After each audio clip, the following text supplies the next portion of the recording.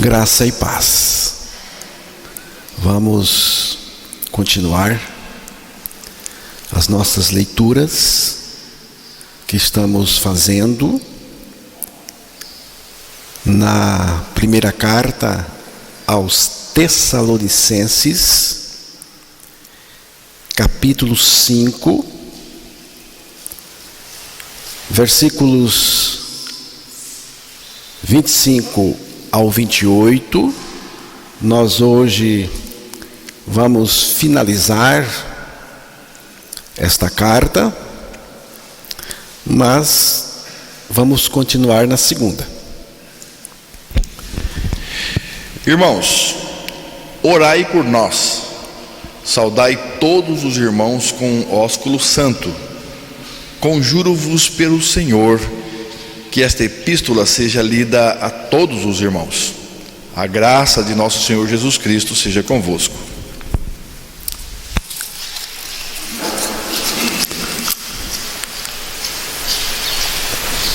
Já faz um tempo, um bom tempo, que estamos meditando, lendo esta carta, e a nossa intenção é ler mesmo a palavra, ler e deixar que ela fale ao nosso coração. Que Deus então revele a sua palavra aos nossos corações. No versículo 25, Paulo pede as orações dos santos. Irmãos, orai por nós. Isto mostra que Paulo era um homem que vivia na dependência do Senhor. Isto mostra a sua dependência de Deus. Quando nós oramos, estamos dependendo ou demonstrando que nós dependemos do Senhor. Quando nós oramos, estamos demonstrando que nós dependemos do Senhor. Paulo não era um arrogante, um independente, um autônomo. Isso é sinal da obra de Cristo na vida do apóstolo. Esta obra de Cristo consiste na nossa morte com Ele na cruz. A obra de Cristo em nosso favor, ela significa a nossa morte com Ele. Ele morreu por nós, mas Ele morreu para nos levar a morrer com Ele, aquela morte para o pecado. Depois disso, entra o trabalho do Pai, que pelo seu Espírito nos ressuscitou com Cristo, e a partir da minha ressurreição com Cristo, Ele está em mim. Estou crucificado com Cristo e vivo não mais eu, mas Cristo vive em mim. A vida que agora vivo no corpo, vivo-a pela fé no Filho de Deus, que me amou e se entregou por mim. O crente vive neste mundo pela fé no Filho de Deus, que vive nele. Cristo não só vive em mim, mas também Ele cuida de mim. Eu preciso saber disso, descansar nisso. Estou sob seus cuidados, governo, direção e responsabilidade. O nosso maior consolo é confiar, e confiar incondicionalmente no Senhor. Cada etnia indígena tem a sua própria cultura.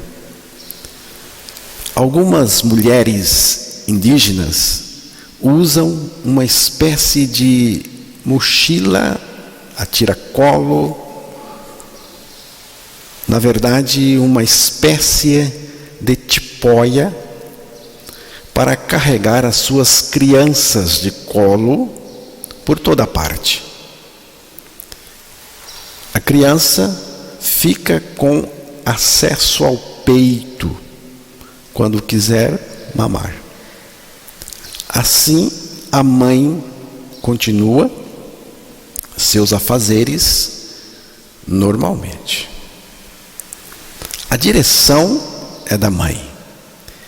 Todo o esforço de subir as ladeiras é da mãe. Todo o trabalho executado é a mãe. É pela mãe. A garantia de voltar para casa é da mãe. A criança às vezes fica inquieta, mas a mãe bate afetuosamente na perna dela, como que dizendo: calma, sossegue, descanse, que o trabalho de te levar é meu, é todo meu. A criança apenas confia na sua mãe, depende dela. Assim é com a gente em relação a Deus. É assim que Deus trabalha na vida daqueles que confiam nele. É assim que Deus trabalha na vida de seus filhos. E é assim que eu vejo a vida cristã verdadeira. Diante de tudo o que está acontecendo no mundo, muitas coisas estão nebulosas, outras ainda vão acontecer, certamente. Mas uma coisa está nítida para mim: sei em quem tenho crido, e estou bem certo de que Ele é poderoso para guardar o meu depósito até aquele dia. E que no final, a vontade de Deus alcançará o seu objetivo. Disso eu não tenho dúvida nenhuma. Posso não compreender, entender a situação, mas eu sei que Deus está no controle, e eu sei que a vontade dele vai triunfar. Deus é soberano sobre todas as coisas. Nada é surpresa para ele. Deus está no controle daquilo que aparentemente está fora de controle. Cantamos agora há pouco: eu só confio no Senhor. É isso mesmo? Tem certeza disso? Eu só confio no Senhor. Se o sol escurecer e o céu toldar, só confio no Senhor. Se o mal vier, tanto faz. Nele confiarei, nele no Senhor. É para este Deus Cristo revelado no nosso interior tem esse detalhe. Cristo revelado no nosso interior, que temos que olhar e nele confiar. Ele é a minha salvação, a minha esperança, o meu suporte, a minha garantia e a minha suficiência. Agora, eu preciso ser um dependente. Se a minha cultura é a cultura da autossuficiência, do confiar em mim mesmo, do poder do meu empenho, eu não vou precisar dele. Às vezes, irmãos, ficamos inquietos, é verdade. Ficamos inquietos como aquelas crianças indígenas na tipóia da mãe. Mas o Senhor nos diz por sua palavra: aquietai-vos, calma, sossegue, descanse, deixa comigo. Agora, se você não deixar com Ele, você não vai ficar quieto. Calma, nem pensar. Sossego, não vai descansar. Tem que deixar com Ele. Entregar e deixar com Ele. Não voltar lá para pegar de volta. Salmo 46, versículo 10.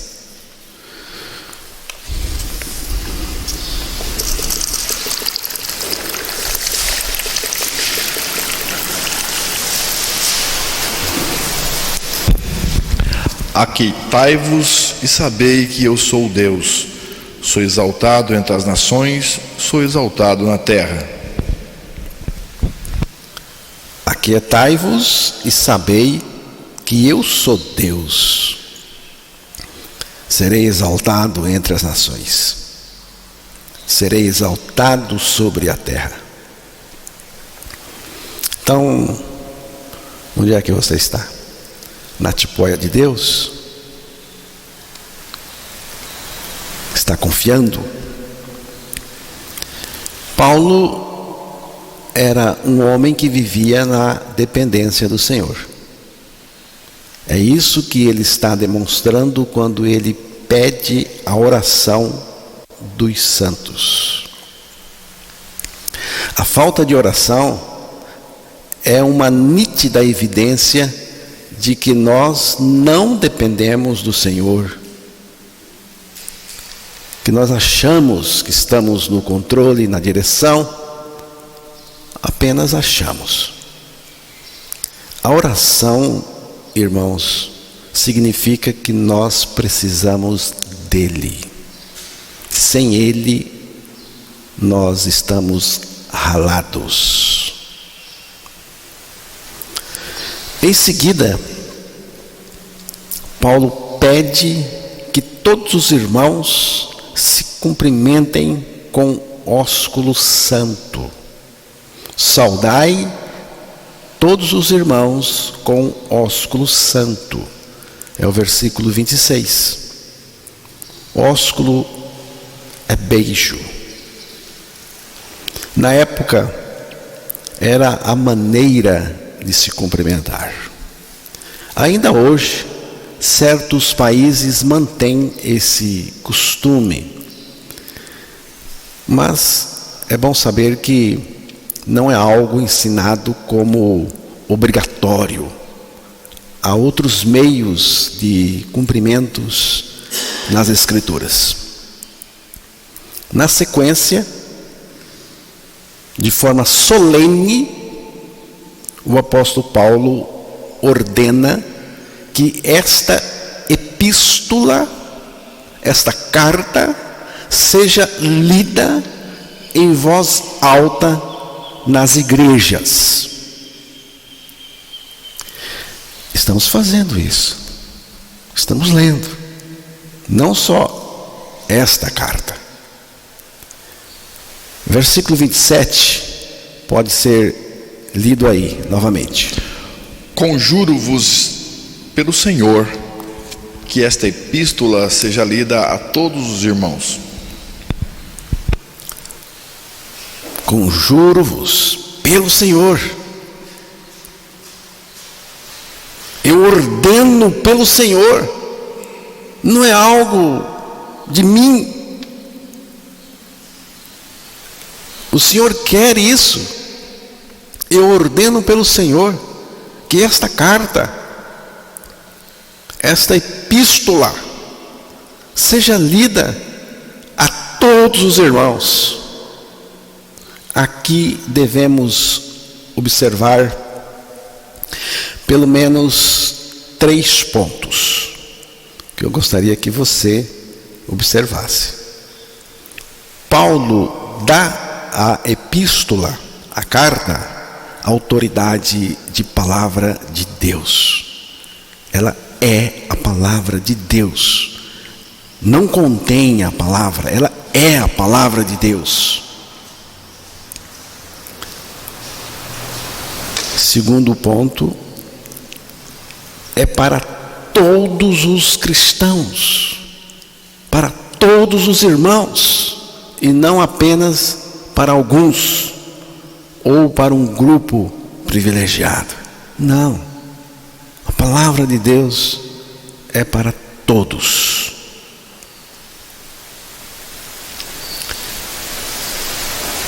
Todas as suas verdades são para todos os santos. Terceiro ponto, a importância de ler. Preste atenção agora. A importância de ler a palavra de Deus, as Escrituras. A importância de ouvir a palavra de Deus. E agora?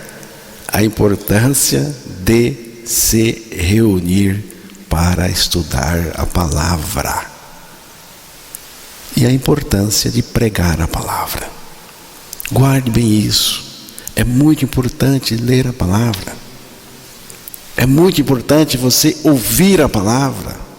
É muito importante, muito mesmo, se reunir para estudar a palavra de Deus. E é importante que essa palavra seja anunciada, pregada. Um certo homem duro, difícil, sem nenhum conhecimento das Escrituras, um homem não de igreja, não acostumado com o ambiente religioso, ambiente de igreja, não frequentava, não era nada, um homem duro, ímpio, um homem do mundo, não gostava da palavra de Deus e nem sabia o que era isso. Alguém lhe deu o Novo Testamento. O Novo Testamento. Ele pegou, levou e começou a ler. Depois de um tempo lendo, ele chegou para alguém, um pregador, ele disse: quero lhe fazer uma pergunta. Sim, pode perguntar. Ele disse: eu estou lendo esse livro, eu não sei o título, eu não sei que livro é esse, mas eu estou lendo. O pregador respondeu: é o Novo Testamento. Aí o homem disse: mas é muito forte, o que está escrito aí é muito forte. É forte esse livro, disse o homem. Mexeu comigo de tal maneira que mudou a minha vida radicalmente e totalmente. Eu era um mentiroso, mentia até para mim mesmo.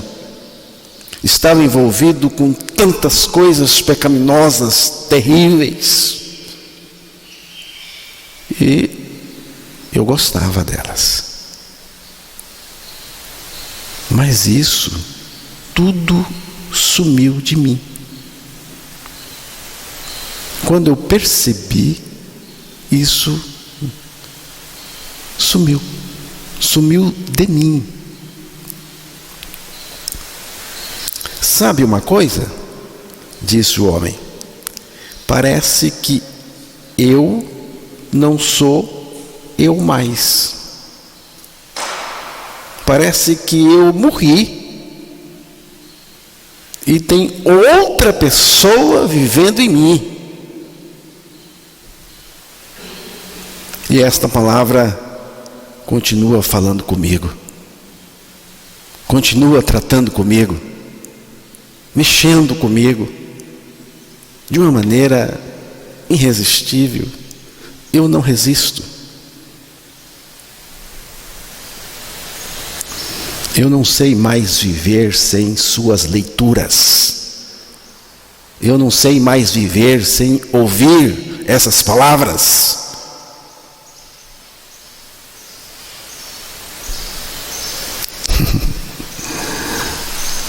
É o que a palavra de Deus faz com a gente. Ela é muito importante. Nós não podemos viver sem ela. Você ama a palavra de Deus? Você gosta dela? Ela mexe com você? Está empolgado com ela? Porque se não está, você está perdendo o seu tempo. Ouça a palavra de Deus, irmão. Acolha em seu coração. Ame-a loucamente.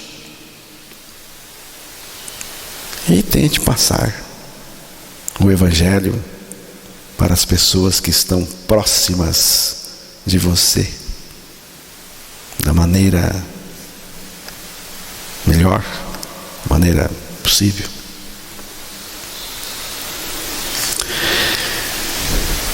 Por fim, temos o encerramento da carta. No versículo 28. A graça de nosso Senhor Jesus Cristo seja convosco. Paulo iniciou esta carta aos Tessalonicenses com a graça e encerra com a graça. Você pode ver aí na primeira carta, capítulo 1, versículo 1.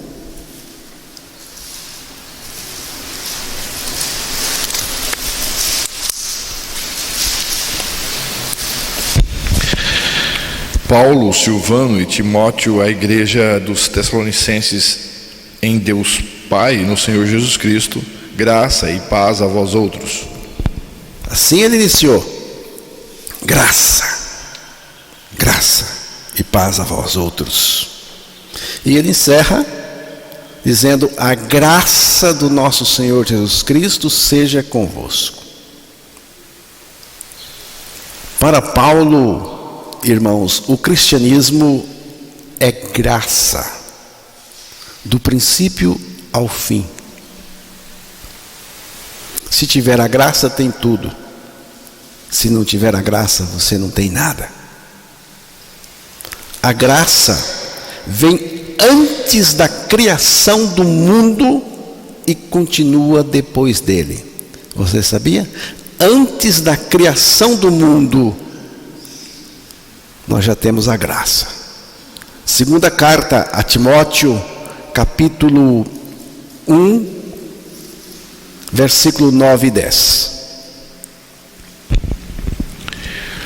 Que nos salvou e nos chamou com santa vocação, não segundo as nossas obras, mas conforme a sua própria determinação e graça, que nos foi dada em Cristo Jesus antes dos tempos eternos, e manifestada agora pelo aparecimento de nosso Salvador Cristo Jesus, o qual não só destruiu a morte, como trouxe à luz a vida e a imortalidade mediante o Evangelho.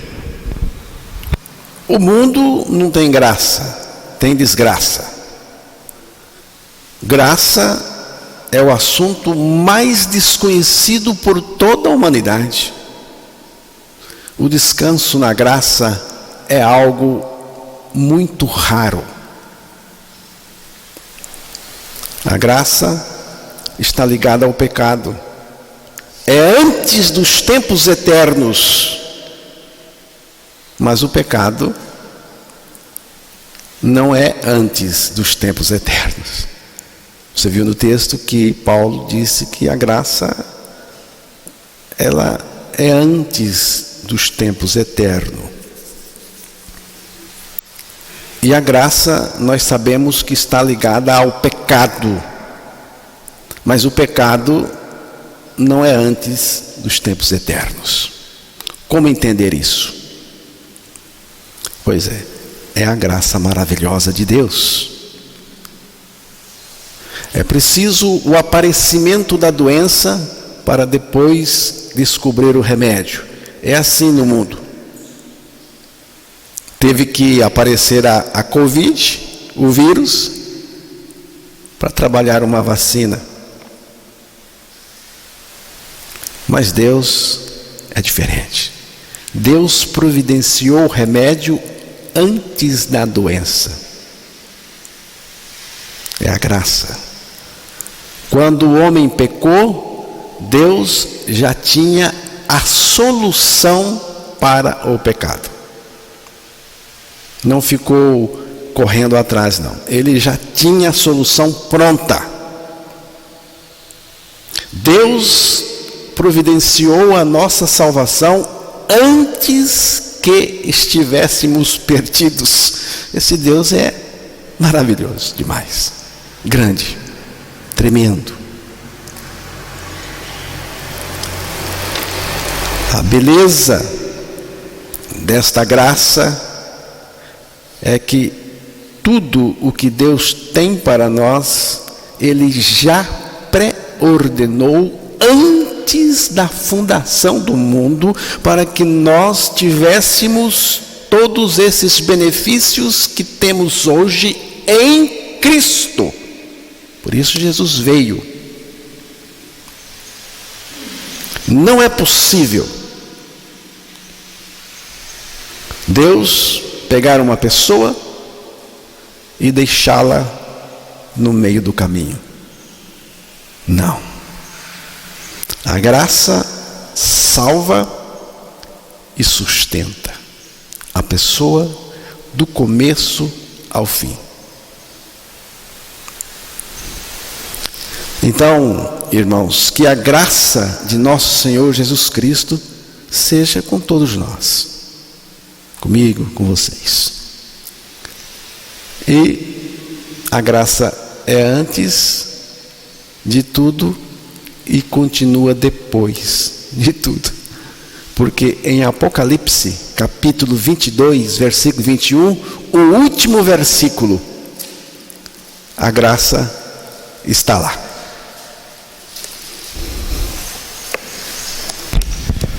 Aquele que dá testemunho destas coisas diz: a graça do Senhor Jesus seja com todos. A graça é antes de tudo e continua depois. Lá está a graça de Deus, em pé, firme.